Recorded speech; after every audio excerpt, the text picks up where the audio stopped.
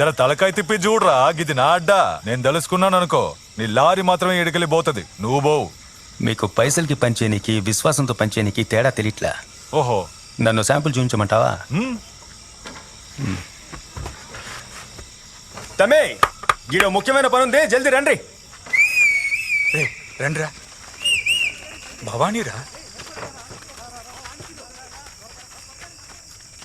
ఈ ముగ్గురు పెద్ద మనుషుల్ని గీడే కొట్టి చంపినోడికి బహుమతి పైసలు 20 లక్షల రూపాయలు.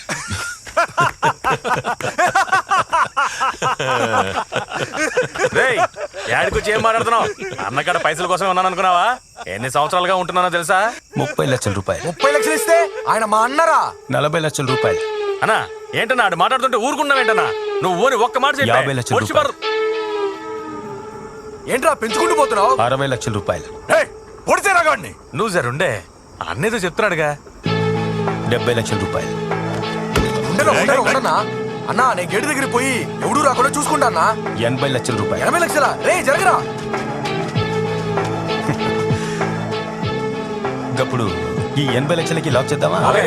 ఇది ఫిక్స్. 80 లక్షలు సమంగా పచ్చుకుని వీళ్ళ సంగతి ఏంటో మేము చూసుకుంటామన్నా.